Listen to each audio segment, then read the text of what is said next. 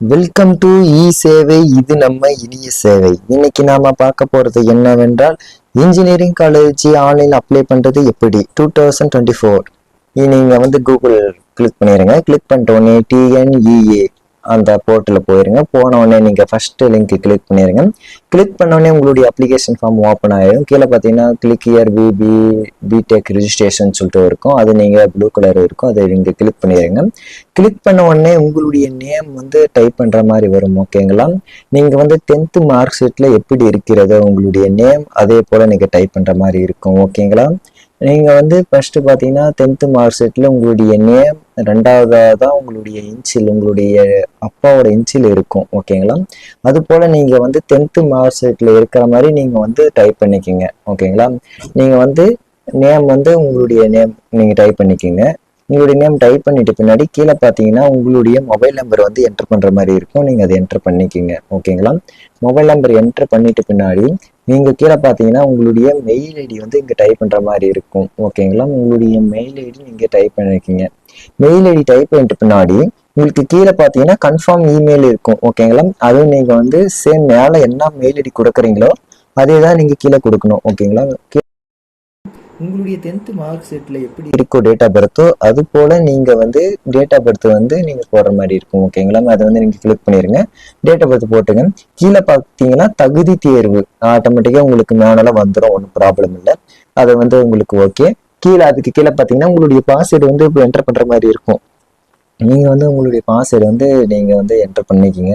எடுத்துக்காட்டுக்கு உங்களுக்கு பாஸ்வேர்டு எப்படி என்டர் பண்ற மாதிரி இருக்குன்னா, உங்களுடைய ஃபர்ஸ்ட் கேப்ஸ் லெட்டரும் ஸ்மால் லெட்டரும் பிளஸ் அந்த அட்டு சிம்பிளும் பிளஸ் நம்பரும் போடணும். எடுத்துக்காட்டுக்கு admin@123 அது மாதிரி நீங்க வச்சுக்கோங்க. ஓகேங்களா? அட்மின்னா ஏ கேப்ஸலும் மத்தெல்லாம் ஸ்மால் லெட்டர் போட்டுக்குங்க. @123 இது போல நீங்க போட்டுக்கிட்டு நீங்க சேவ் கொடுத்துருங்க. சேவ் கொடுத்தோடனே எஸ்ஆர் நோ கேட்கும். நீங்க எஸ் கொடுத்துட்டு பின்னாடி உங்களுடைய மொபைல் நம்பருக்கு ஒரு ஓடிபி நிற்கும். நீங்க இந்த நம்பர் கொடுத்துருக்கிறீங்க இல்லையா, அந்த நம்பருக்கு உங்களுக்கு ஒரு ஓடிபி வரும். இந்த ஓடிபி நீங்க இதுல என்டர் பண்ற மாதிரி இருக்கும். ஓகேங்களா?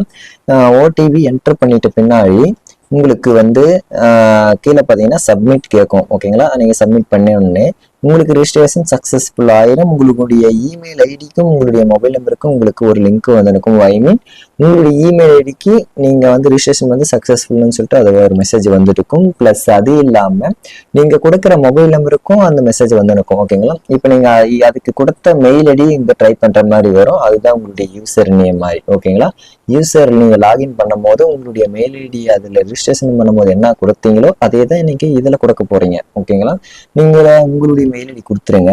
கொடுத்துட்டு பின்னாடி பாஸ்வேர்டு நீங்க என்ன போட்டீங்களோ அது மாதிரி நீங்க இதுல பாஸ்வேர்டு டைப் பண்ணிக்கோங்க. ரிஜிஸ்டர் பண்ணும்போது நீங்க போட்டீங்க இல்லையா, அந்த பாஸ்வேர்டு நீங்க டைப் பண்ணிட்டு லாகின் பண்ணிடுங்க. லாகின் பண்ணோடனே உங்களுடைய அப்ளிகேஷன் ஃபார்ம் வந்துடும். உங்களுக்கு எப்படி அப்ளை பண்றதுன்னு சொல்லிட்டு ஃபுல் டீடைல்ஸ் இருக்கு. நீங்க பர்சனல் இன்ஃபோ இருக்கும் ஃபர்ஸ்ட் ஆப்ஷன். அது பாத்தீங்கன்னா நீங்க ரிஜிஸ்ட்ரேஷன்ல பார்த்தீங்கன்னா உங்களுடைய நேம் கொடுத்துட்டீங்க. ரெண்டாவது கீழே பார்த்தீங்கன்னா உங்களுடைய அப்பா பேர் அதில் போடுற மாதிரி வரும். ஓகேங்களா? அதில் போட்டுட்டு பின்னாடி ரைட் சைடில் பார்த்தீங்கன்னா உங்களுக்கு சொந்த மாவட்டத்தின் குடிமை நிலை, நீங்க எந்த இடத்துல இருக்கிறீங்க, பஞ்சாயத்துலையா யூனியனா அப்படின்னு சொல்லிட்டு கேட்பாங்க. நீங்க பஞ்சாயத்தா யூனியனா இல்லை தாலுக்காவா அது மாதிரி கேட்பாங்க. அதுக்கு தகுந்த மாதிரி நீங்க கொடுத்துருங்க. ஓகேங்களா? கொடுத்துட்டு பின்னாடி அதுக்கு கீழே பார்த்தீங்கன்னா டேட் ஆஃப் பர்த் மேனுவலா அதே வந்துடும். ஒன்றும் ப்ராப்ளம் இல்லை. நீங்கள் ரிஜிஸ்ட்ரேஷன் பண்ற அந்த டேட் ஆஃப் பர்த் இது ஆட்டோமேட்டிக்காக வந்துடும். ஓகேங்களா? அப்புறமேட்டு பார்த்தீங்கன்னா உங்களுடைய அட்ரஸ் நீங்க வீட்டு முகவரின்னு அப்படியே நீங்க டைப் பண்ற மாதிரி இருக்கும். உங்களுடைய ஆதார் கார்டில் இருக்கிற மாதிரி நீங்க டைப் பண்ணிக்கிங்க. உங்களுடைய ஆதார் கார்டில் உங்களுடைய டோர் நம்பரும் பிளஸ் உங்களுடைய village and post and taluka and district இருக்கும். ஓகேங்களா? அதுக்கு தகுந்த மாதிரி நீங்க டைப் பண்ணிக்கிங்க. ஓகேங்களா? டைப் பண்ணிட்டு பின்னாடி உங்களுக்கு ரைட் சைடில் பார்த்தீங்கன்னா உங்களுக்கு பாலினம் கேட்குறாங்க. மேலே ஃபீமெல்லாம் நீங்கள் கிளிக் பண்ணிடுங்க. கிளிக் பண்ணிட்டு பின்னாடி கீழே பார்த்தீங்கன்னா சேம் ஆஸ் அட்ரஸ்ன்னு கேட்குறாங்க. நீங்கள் சேம் நீங்கள் இருக்கிற இடமும் ப்ளஸ் தொடர்பு முகவரி ரெண்டும் ஒரே மாதிரி இருந்தால் நீங்கள் டிக் பண்ணிட்டு ஓகே பண்ணிடுங்க. ஓகே பண்ண உடனே பிறப்பிடம் பார்த்தீங்கன்னா தமிழ்நாடு ஆட்டோமேட்டிக்காக வந்துடும். கீழே தமிழ்நாடு ஓகேங்க.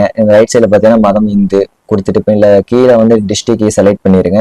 செலக்ட் பண்ணிட்டு பின்னாடி உங்களுடைய கம்யூனிட்டி என்ன கம்யூனிட்டின்னு சொல்லிட்டு கேட்குவாங்க. அதுக்கு தகுந்த மாதிரி நீங்க உங்களுடைய கம்யூனிட்டி சர்டிஃபிகேட்ல பாருங்க. கம்யூனிட்டி அதுல போட்டுருங்க. போட்டுட்டு பின்னாடி இந்த பக்கம் லெஃப்ட் சைட்ல பாத்தீங்கன்னா உங்களுக்கு தாலுக்கா கேட்கறாங்க. தாலுக்கா என்ன நீங்க உங்களுடைய தாலுக்கா என்ன தாலுக்கான்னு சொல்லிட்டு பாருங்க. பார்த்துட்டு அதை அப்படி கிளிக் பண்ணிக்கிறேங்க கரெக்டா. ஓகேங்களா. இந்த இடத்துல பார்த்தீங்கன்னா உங்களுடைய கேஸ்ட் என்ன, உங்களுடைய கேஸ்ட் போட்டுட்டு பின்னாடி ரைட் சைடு கீழே பார்த்தீங்கன்னா உங்களுக்கு மின்னஞ்சலி முகவரி எண், ஐ மீன் உங்களுடைய அஞ்சலக குறியீடு எண் இருக்கும். ஓகேங்களா, பின்கோடு நம்பர் அது வந்து நீங்க டைப் பண்ணிக்கிங்க.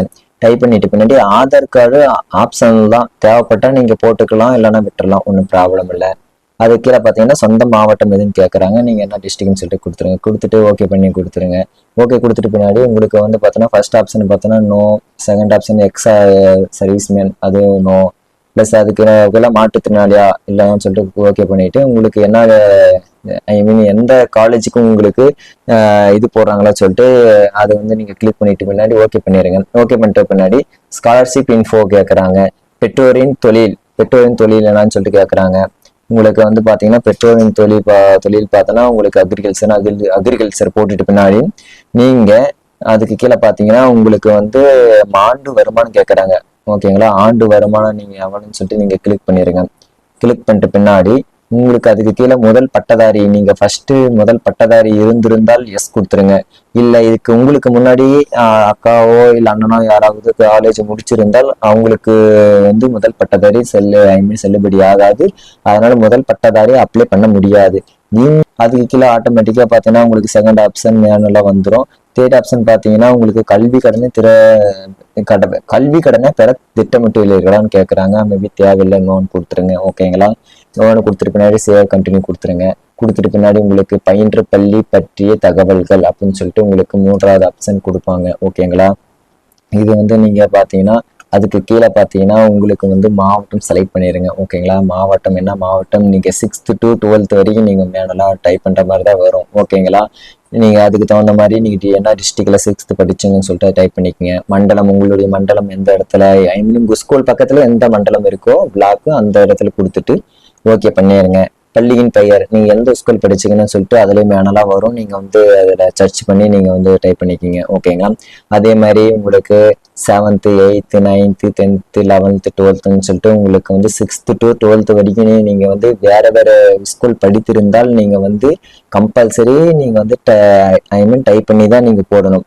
அப்படி இல்லை, நீங்க வந்து ஒரே ஸ்கூல் 6th to 12th வரை ஒரே ஸ்கூல் நீங்க ஜாயின் பண்ணினீங்க, ஐ மீன் ஒரே ஸ்கூல் தான் படிச்சு நிக்கிறீங்க, படிச்சு முடிச்சுட்டு வெளியே வந்தீங்கன்னு இருந்திருந்தா உங்களுக்கு மேல பாத்தீங்கன்னா ஒரு டிக் பட்டன் இருக்கும். நீங்க ஃபர்ஸ்ட் 6th மட்டும் நீங்க ஃபில் பண்ணிட்டு மேலே பார்த்தோன்னா அப்படியே சொல்லிட்டு 6th school name to all அப்படின்னு சொல்லிட்டு ஒரு ஆப்ஷன் இருக்கும். அந்த ஆப்ஷன் நீங்கள் டிக் பட்டன் கொடுத்தீங்கன்னா ஆட்டோமேட்டிக்காக உங்களுக்கு மேலே எல்லாத்துக்குமே வந்துடும். ஓகேங்களா, அப்படி இல்லை உங்கள் 6th to 8th ஒரு கிளாஸும் 9th to 10th ஒரு கிளாஸும் 11th to 12th ஒரு கிளாஸும் மூணா பிரிஞ்சிருந்தால் நீங்கள் வந்து மேனுவலாக எல்லாத்துக்குமே டைப் பண்ணுற மாதிரி தான் இருக்கும். ஓகேங்களா, டைப் பண்ணிட்டு பின்னாடி கொடுத்துட்டு சேவ் கண்டினியூ கொடுத்துருங்க. கொடுத்துட்டு பின்னாடி அகாடமி இன்ஃபோ கொடுத்துட்டு உங்களுக்கு 5வது ஆப்ஷனுக்கு கொடுத்துனுக்குறாங்க. ஃபர்ஸ்ட் பார்த்தீங்கன்னா உங்களுக்கு ஆட்டோமேட்டிக்காக மேனுவலாக வந்துடும், செகண்ட் ஆப்ஷனும் வந்துடும். நீங்கள் 3வது ஆப்ஷன் எதுக்கு பார்த்தீங்கன்னா உங்களுடைய 12th நிரந்தர பதிவு நீங்கள் அதில் வந்து டைப் பண்ணுற மாதிரி இருக்கும்.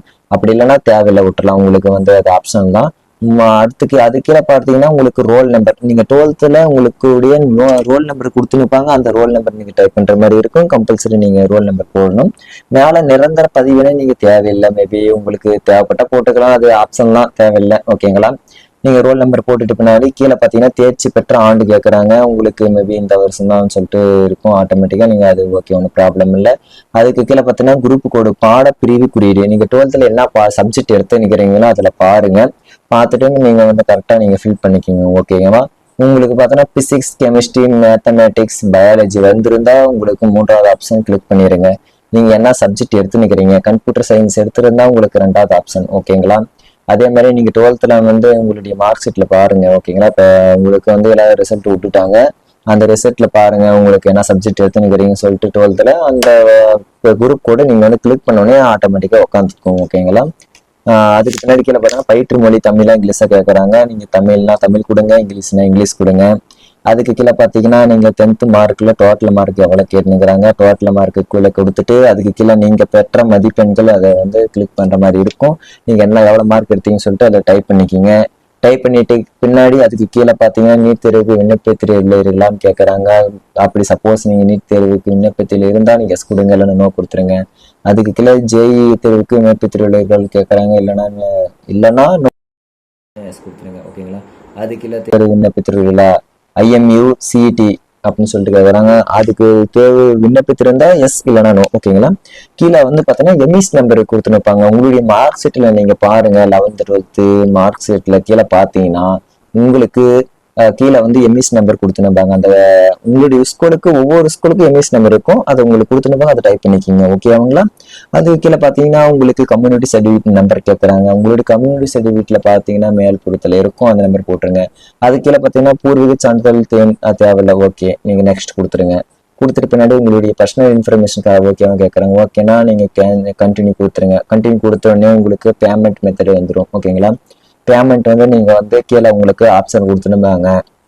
உங்களுக்கு ஒரு 4 ஆப்ஷன் கொடுத்துருப்பாங்க. Canara bank, Indian overseas bank, HDFC பேங்க்னு சொல்லிட்டு 4 கொடுத்துருப்பாங்க. நீங்கள் ஆல்டர்னேட்டாக நீங்கள் இந்த 4 பேங்க் தான் இருக்குன்னு நீங்கள் நினைக்காதீங்க. நீங்கள் நாடத்தில் எது கொடுத்தாலும் உங்களுக்கு உள்ள ஒரு ஆப்ஷன் கேட்கும். உங்களுக்கு கிரெடிட் கார்டுனா கிரெடிட் கார்டு, டெபிட் கார்டுனா டெபிட் கார்டு, அப்படி இல்லைனா இன்டர்நெட் பேங்கிங் உங்களுக்கு ஆல் பேங்க் வரும். ஓகேங்களா? இது வந்து ஒரு பேமெண்ட் கேட்வே மாதிரி தான். உங்களுக்கு ஒன்றும் ப்ராப்ளம் இல்லை. இதில் 4 பேங்க் தான் இருக்கு. உங்ககிட்ட அந்த 4 பேங்க் தவிர வேற பேங்க் இருக்கு, இந்த பேங்க் உங்ககிட்ட இல்லைன்னு சொன்னா நீங்க கவலைப்பட தேவையில்லை. ஓகேங்களா? நீங்க இந்த பேங்க் நீங்க கிளிக் பண்ணிட்டு நீங்க டைரக்டா நீங்க பே கொடுத்தலாம். ஓகேங்களா? நீங்க வந்து இந்தியன் பேங்க் கொடுத்தாலும் உங்களுக்கு ஒன்றும் ப்ராப்ளம் இல்லை, கனரா பேங்க் கொடுத்தாலும் ப்ராப்ளம் இல்லை. ஏன்னா உள்ள போயிட்டு உங்களுக்கு வேற ஆப்ஷன் கேட்பாங்க. உங்களுக்கு இருக்கிற என்ன பேங்க் அக்கௌண்ட்டோ அதுல வந்து ஆல்டர்னேட்டா உங்களுக்கு சர்ச் பண்ணாவே உங்களுக்கு அந்த ஆப்ஷன் வந்துடும். ஓகேங்களா? நீங்க கொடுத்துட்டு பே கொடுத்துருங்க. நீங்க வந்து பே கொடுத்துட்டு பின்னாடி உங்களுக்கு வந்து ஆப்ஷன் கொடுத்துருப்பாங்க பாருங்க. பே கொடுத்துட்டு பின்னாடி உங்களுக்கு ஆட்டோமேட்டிக்கா உங்களுக்கு வெயிட் பண்ணுங்க. உங்களுக்கு கொஞ்ச நேரம் லோட் ஆகும். ஒரு 5 மினிட்ஸ் உங்களுக்கு லோட் ஆகும். ஓகேங்களா? ப்ளீஸ் வெயிட் வரும். அது வந்த உடனே நீங்க வெயிட் பண்ணிட்டு இருங்க.